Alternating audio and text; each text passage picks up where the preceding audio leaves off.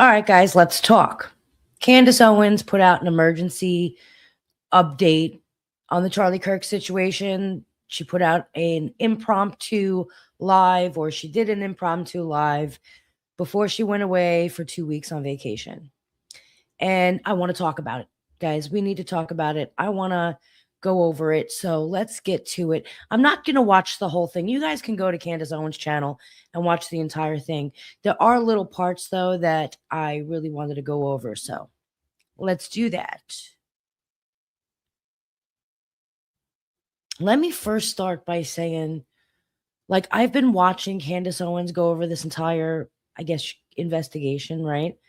I truly believe that she knows or believes that something just isn't right with the whole situation. And I completely agree with that. But where does this end? Where is this going to go? When is somebody going to pick up on the fact that something just isn't right here? You know, like that. I keep thinking about that over and over again. Like, what's the end goal here? Like, I feel like they've already pinpointed Candace Owens as, crazy because, us women, you say something and it's like, whatever, they're crazy, they're hormonal, whatever their excuse is. Don't listen to them. They've already pinpointed her as that person. But what's the end goal?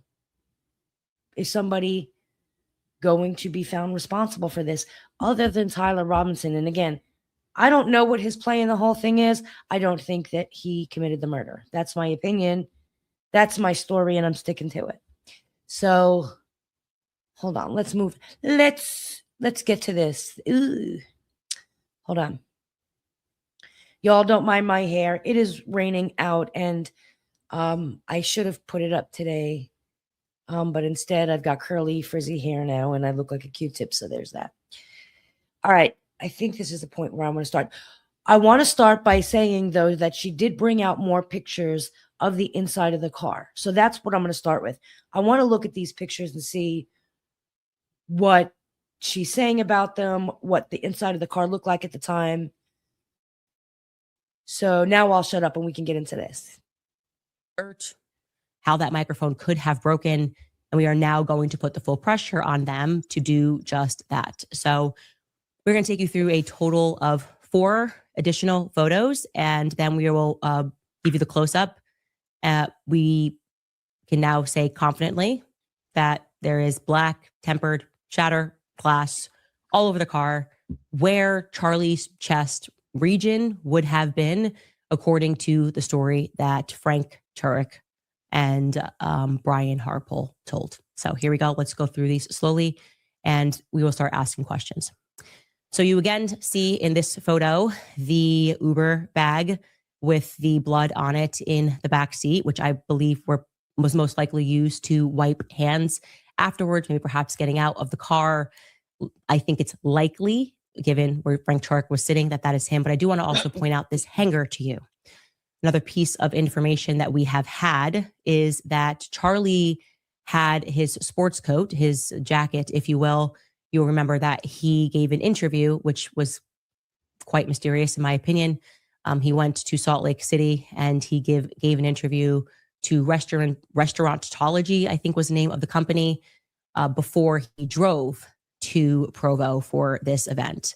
And so he had a jacket that he did not wear. Obviously, he was in a t-shirt that stayed in the car.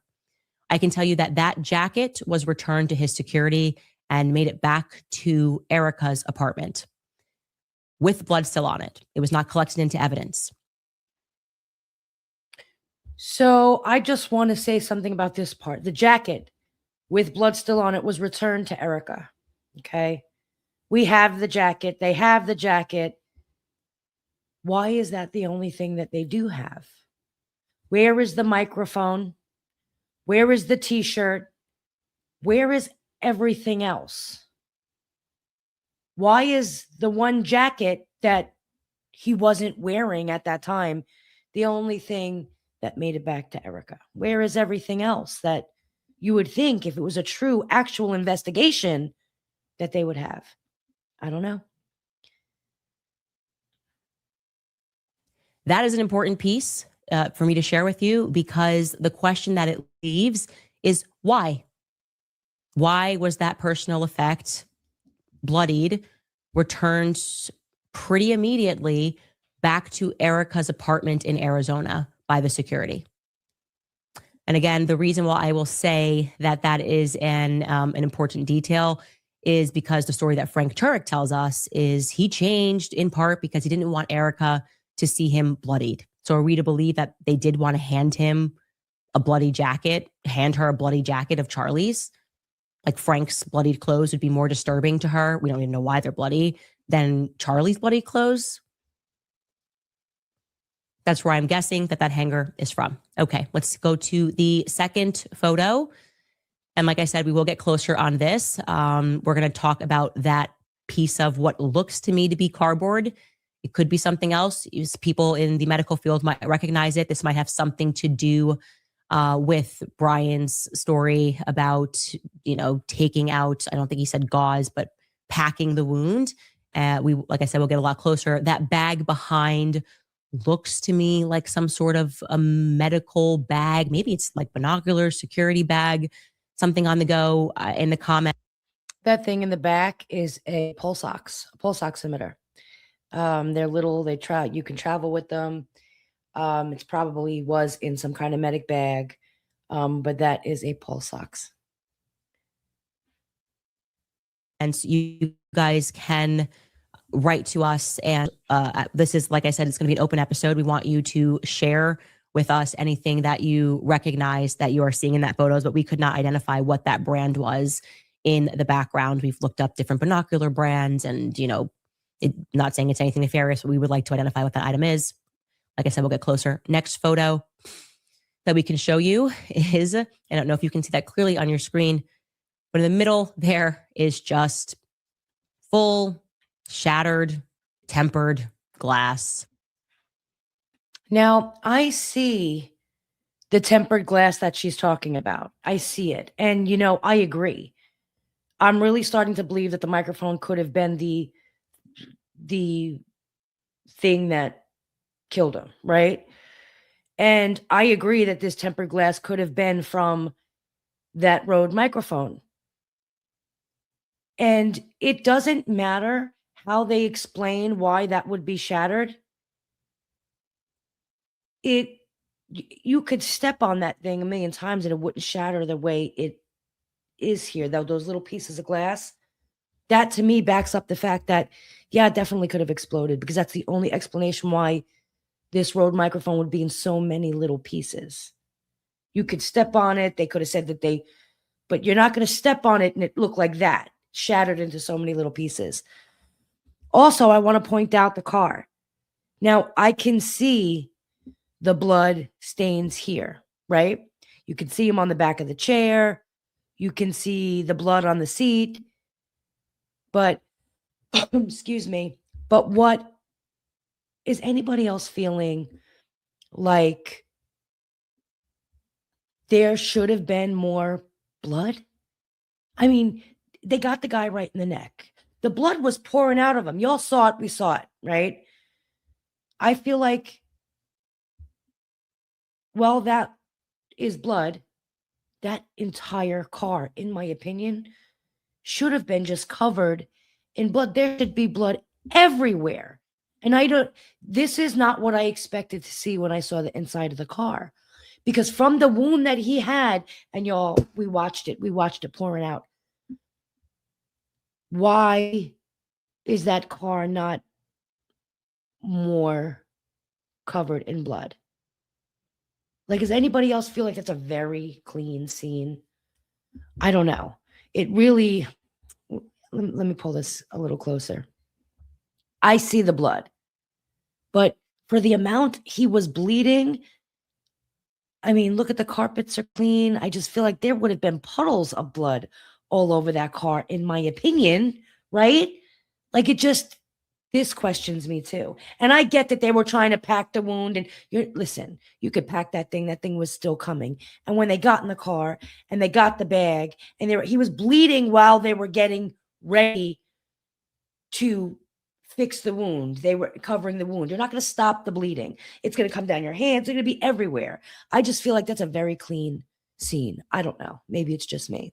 Y'all tell me what you think in the comments. Doesn't that car look a little too clean for the wound he had? All right, let's continue. There's no mistaking it. There is no question mark. That is what is in the middle of that car. We will get close on that as well so you can see it. John Bray was telling the truth. And many, many, many people, those who Charlie put on stage and whose careers Charlie built, were lying to you.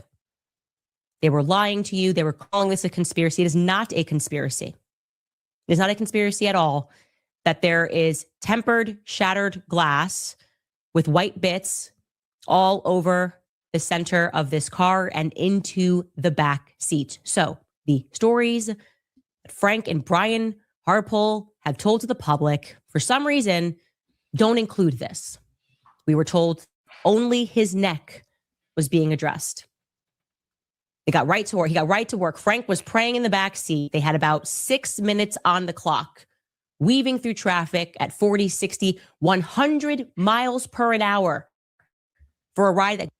I'm going to stop this here. First of all, when she says mile per an hour, that drives me nuts. I'm just going to put that out there. But what I never really understood with this entire thing is why, well, number one, why was there no ambulance there? I mean, that right there, it was a gathering on a college campus. Come on. We all know that there should have been an ambulance there, right? And the fact that there wasn't, that is sus right then and there, right? Right there, that raises ultimate questions. But I don't understand why they put him in that car and they drove to the hospital. I don't understand. I mean, if you had a medical bag, you could have worked on him there while they were coming to pick him up, because there could have been a paramedic shows up, an ambulance shows up.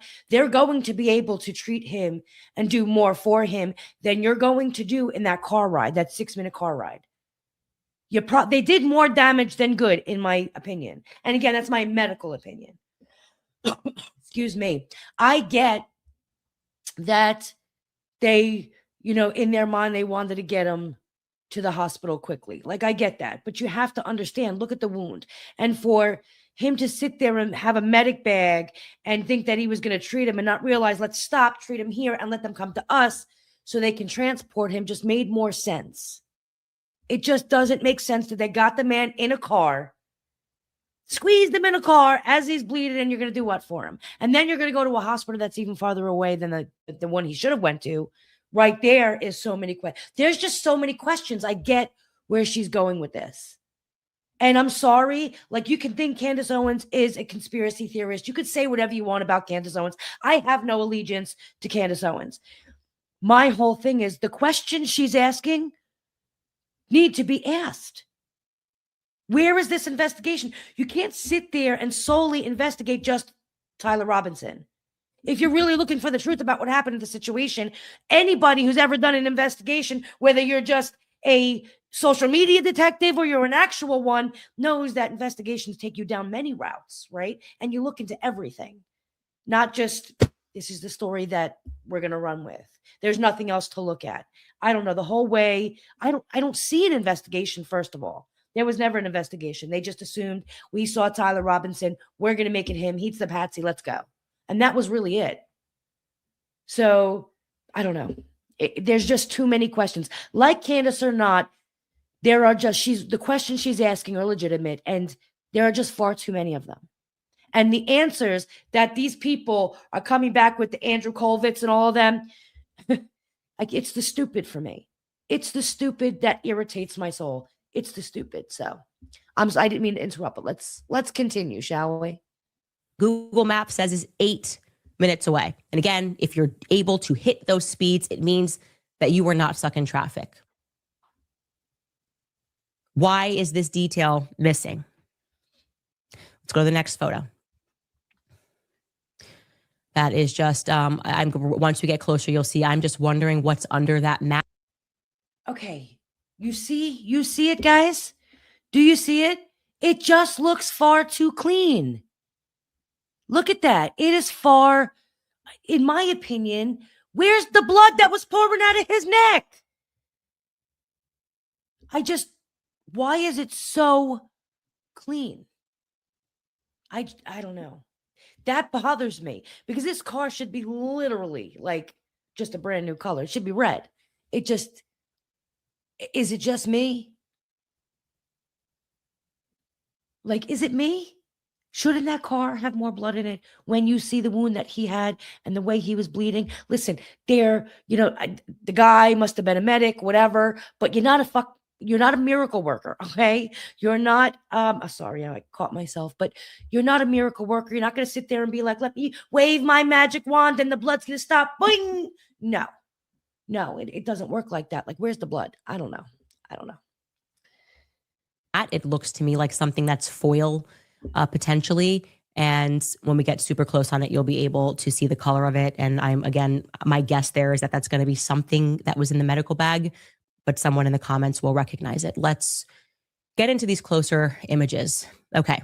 So this particular piece, at first glance, I thought it could be the Uber bag. But then I sort of also thought that it looks to me like it was a lot thicker.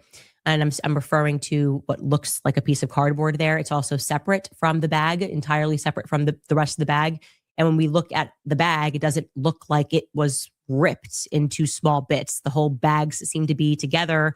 And it just stood out to me because it almost looked like, it reminded me just visually, what I feel like I'm looking at is like when you burn the edges of a cardboard. I was sort of referencing that when I was a kid and we didn't have lighters. I used to just like grab a box and go to the gas stove and light that on fire and then light the candle and then blow it out. And that just is what it sort of looks like to me. Our team also posited that maybe it just looks that way because it could just be heavy blood, or by the way, it could be something that people in the medical community will recognize. That's a standard, I don't know. Paper brown color, so to speak, cardboard color. I don't know. That doesn't look like a gauze. That doesn't look like packing. If you guys have ever seen packing, I don't know what that is. I have no idea. I can't. So to speak. So it obviously has blood on it. It looks thicker to me. The way that it's sitting just looks thicker to me. But of course, I could be wrong. We're just allowing you guys to weigh in on that, like what that could be, why that would be separated from the bag, which while it is damaged, the two bags, the Uber bags are together and on the other side and not that drenched. They look more like, again, like somebody sort of wiped their hands very quickly because they didn't have paper towels. Not really having that drenching, and none of the ends of the paper bag look like that. So that's a point of curiosity for us. If we can get to that bag, do we have the close up of the bag? Yeah, that's as close as we can get to that black bag in the back there. And like I said, yeah, someone in the comments said shirt. Maybe that's funny you say that because this right here is a pulse oximeter. It's a pulse ox. Tells you your O2, the thing you stick on your finger. That's what that is. Somebody literally just said that to us in our marketing department. Said that looks like a shirt. That's the first thing he said. But I'm wondering what a shirt. It's interesting. But does it look necessarily like a white shirt? Again, all open source investigation. Want to share this with you so everybody is able to have this at home. And if anybody recognizes that in the back, and Ash, I'm sure you're monitoring the comments. If we see anything, somebody saying, why is it burnt? I don't know if it is burnt. My eyes just looking at it would describe that as a burnt cardboard piece, thicker in measure, so to speak. But it could also be something that is totally benign and looks that way for some specific reason that makes sense. It's burnt car. Oh, someone is saying that in the back of that could be a taser. I thought that too. I tried to look up taser brands because that would be something that I thought for a second, because I did remember that Rick Cutler had something on his back when he was running in there. And I thought it would make sense that he would just throw it off so that he could sit more properly. But it didn't match what Rick Cutler had on him. Yeah, I don't know what that is. Yeah, I have no idea, to be honest with you. I just know that this thing right here is a pulse ox. or that little black thing with it's a pull socks.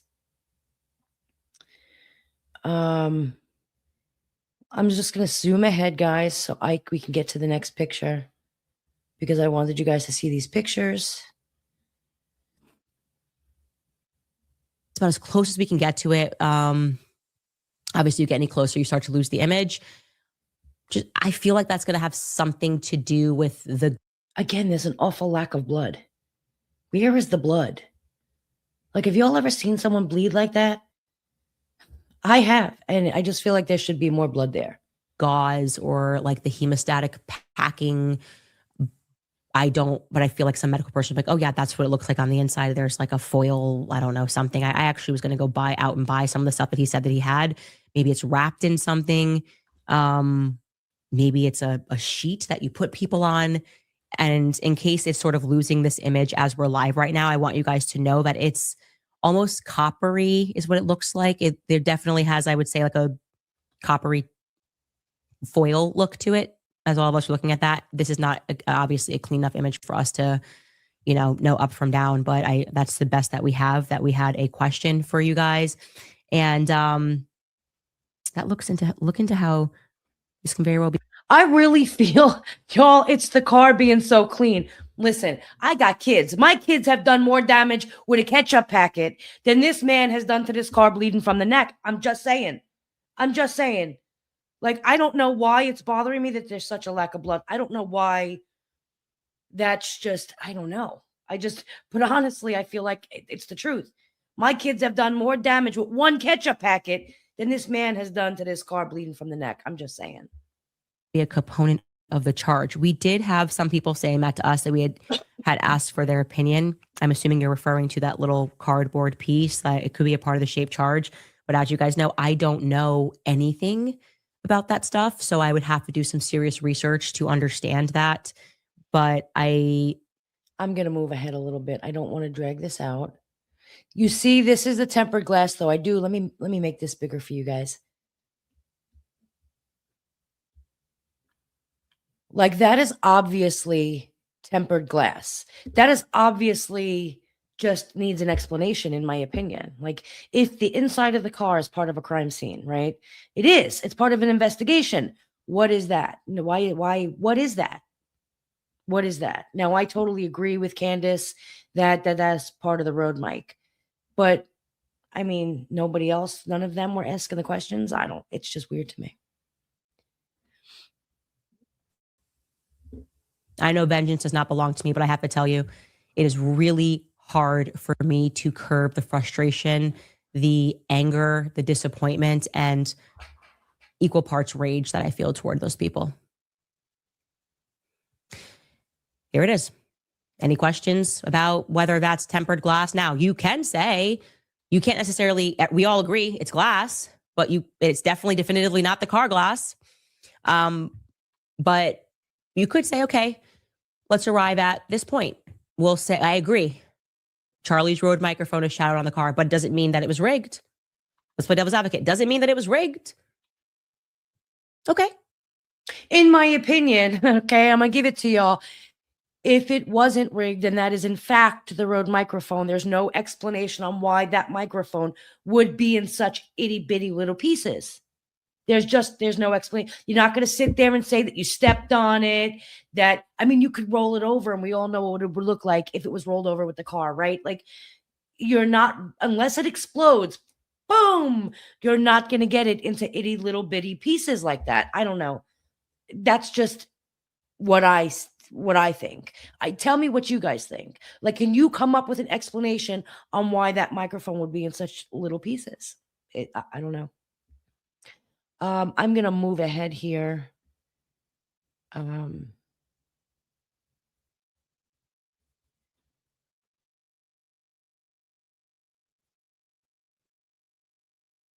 This impact, like that pieces that flew. And you know what it does? It actually answers a question that I've had for a very long time. And we are declining to show the photo because it's so graphic, of why they held Charlie, and forgive my language, why they held Charlie like they were a bunch of assholes as they carried him to the car. Nobody was focused on securing his neck. That's the truth.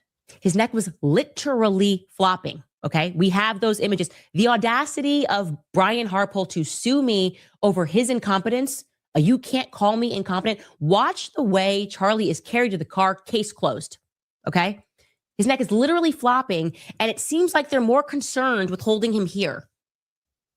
Again, we didn't have time to edit the photos in a place that I felt would have been comfortable, but Charlie's head is literally flopping, and it's like they're more concerned with his chest.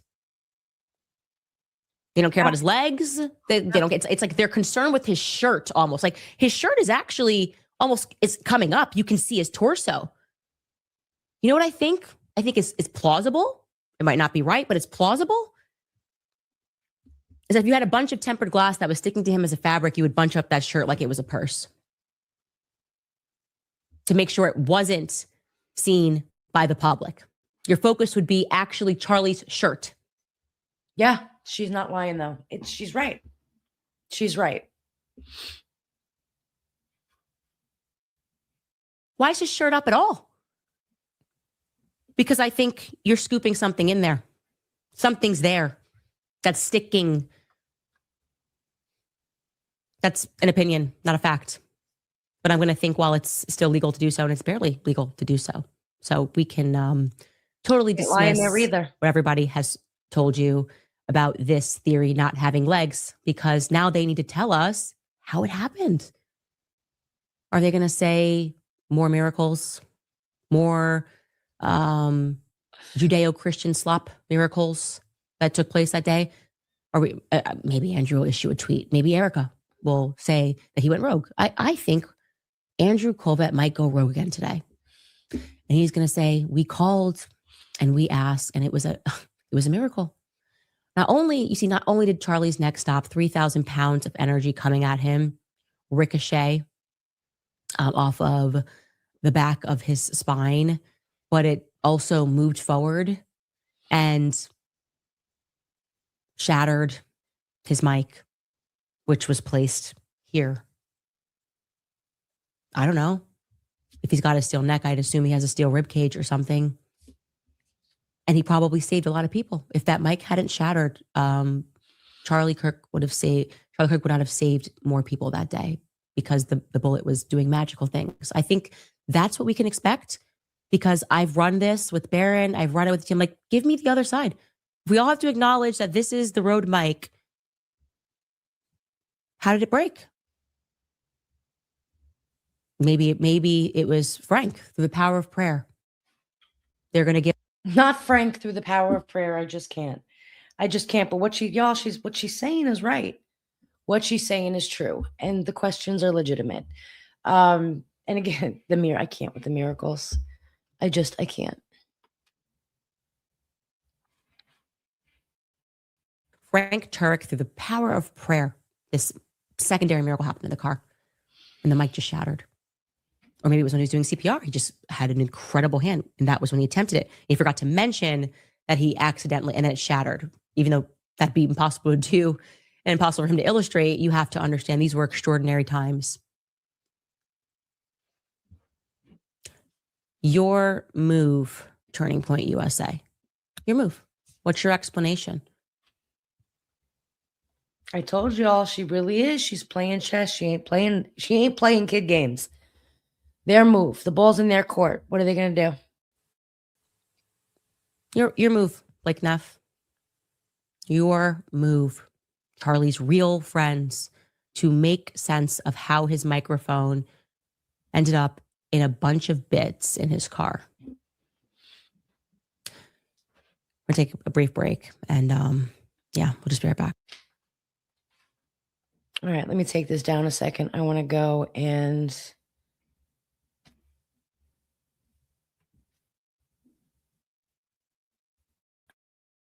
I'm going to mute this for 1 second, guys.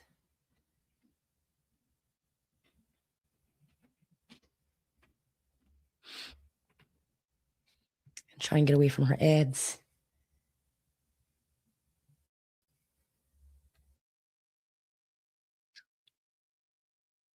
That because they've not told us really what went down in that car. Okay. Yeah, and I'm sure they also have it having a bunch of commentators come out and spin stories, and you just have to be slow and allow them to walk themselves into a trap. And that's what we have done here. The broader question, of course, is what does this mean for Turning Point USA? That's a question. What does this mean for Turning Point USA? Andrew Colvat, the spokesperson. This would require a response, Andrew. This would be the public wants to know why or how it shattered, and also why and how Frank and Brian Harple seem to have forgotten about that in their many retellings of what took place in that car across multiple interviews, why nobody mentioned this. Where is Charlie's shirt? Andrew Colvat, you're the spokesperson of Turning Point USA. Where is Charlie's shirt? Exactly. Exactly. To the people that are working at Turning Point USA, any of this strike you as odd? Do you really think that by putting stickers on the ground that say for Charlie, you guys are for Charlie? We have t-shirts that says for Charlie. Really? You're for Charlie? I wonder about that. I wonder about so many people at that organization. And I have to say that the response to this will give me the answer. It will furnish the answer, because you can only play stupid and make excuses for so long before you are simply siding with plain evil, satanic evil, to be clear. She's right. But what of Mikey McCoy? Here, I'll tell you my perspective of Mikey McCoy. I know there's a clip going around, and I told you guys from the very beginning that one of the things I was told about Mikey in the hospital was that they were lying. And if you go back and watch our episodes, I said really early on that them saying that Mikey was amazing, Erika the first to say it at the podium, he was amazing, he snapped into action. That was not the amazing Mikey McCoy. Not the amazing Mikey McCoy. I can't. Patently untrue. Mikey was the most emotionally impacted. He did not have it together. And a clip went around showing Mikey, I don't know if you guys can pull it, of him when they were carrying Charlie's casket out of the hospital. And you catch in the background, Mikey looks like he's physically sick. This clip, I don't know when it came out. It recently went viral, but I've been telling you the whole time. That Mikey that was in the background, that was physically sick, is what I was told from the very beginning. Mikey was impacted by this in a way that leads me to believe that Mikey did not know that Charlie was going to die on that day. Do I think Mikey knew something was going to happen with the speed that he called his wife?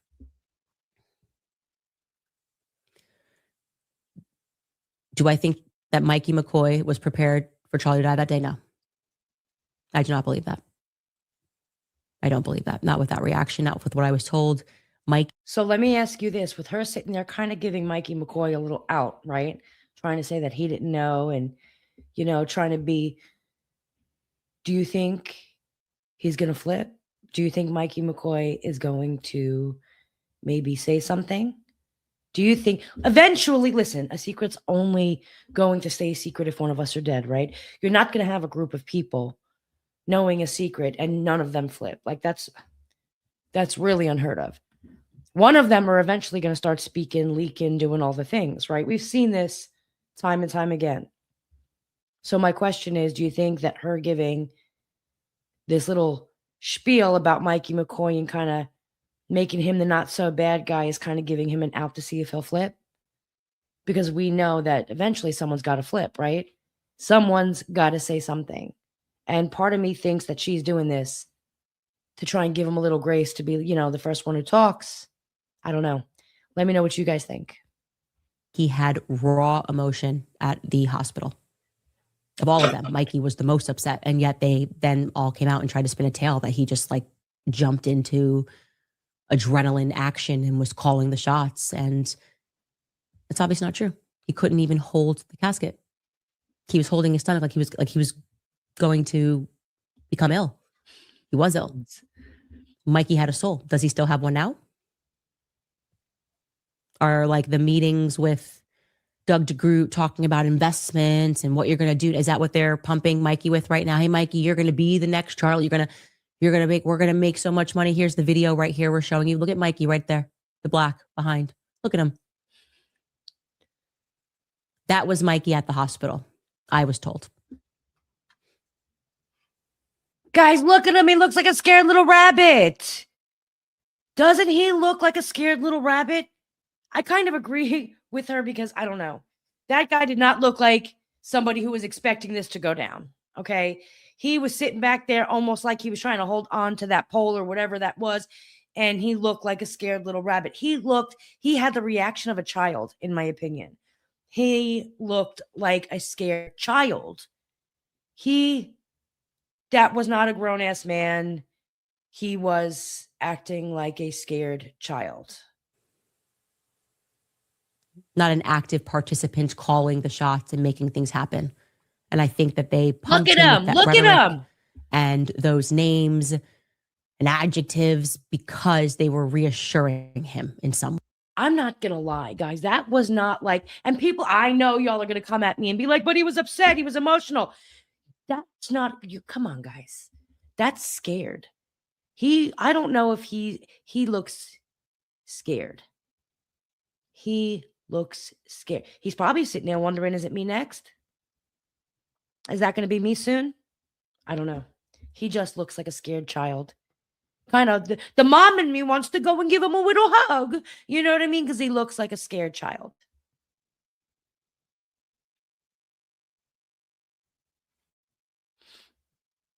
Why is this not playing? Why? What now of Pastor Frank Turek? Man, I'd love to watch him proselytize right now. Sign me up. You're at a church. He's got the mic. What of him? Can you explain it, Frank? You've said a lot about me. In fact, I received an email last day that you guys knew I was going to be a problem from the beginning, before I even knew. She really looks angry in this episode. In this, she really looks angry. I'm going to try and speed this up a little bit. I didn't mean to. Hold on, let me see what's like you're a queen, for them to sacrifice themselves for you, telling lies, and people, the whole world was with her. Because she thought she had it made. She's been struggling to come up for air since, and I want to be very clear.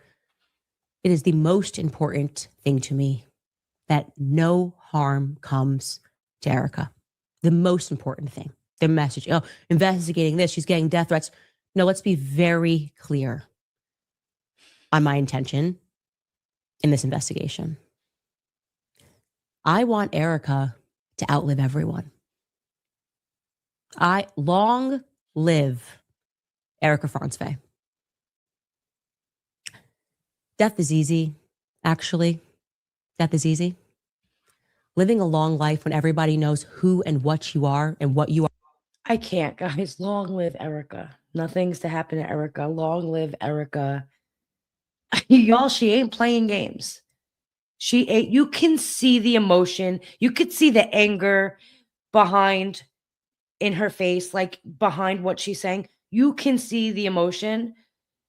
This, part of me wanted to giggle, guys, because it was like, long live Erika Franzwey. I kind of, listen. Are a part of and what you did. Long live Erika Franzwey. We're going to take a quick break because this is not meant to be a long. All right, guys, I'm going to end it here. But tell me what you guys think about the pictures of the car. It is forever going to bother me that car was as clean as it was. Because again, just think about your kids with a ketchup packet in the back of your car. Okay? It was just a lot more clean than I was expecting, to be honest. And I don't know why. I don't know why it would be cleaner.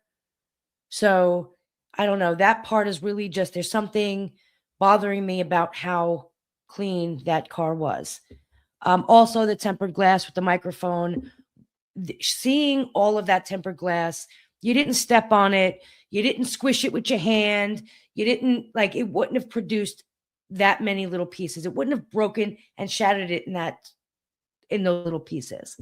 So I agree with her with the whole the mic was the detonation, right? I agree with that. Or the mic was the thing that imploded or exploded and got Charlie.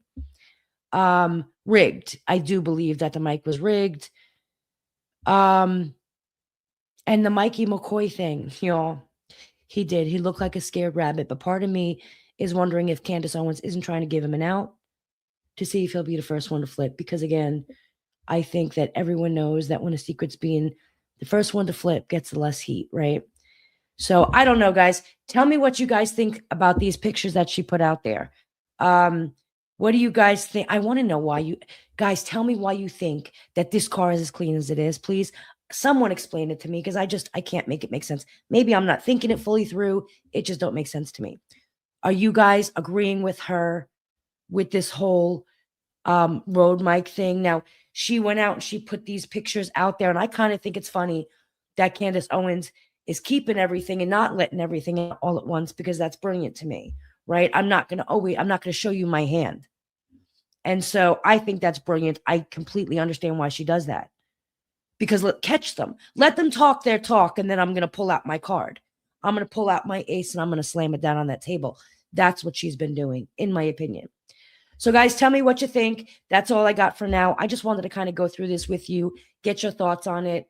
Again, I agree with all of the questions Candace Owens is asking. Like her or not, the woman's asking the right questions, and they really are questions that need to be answered.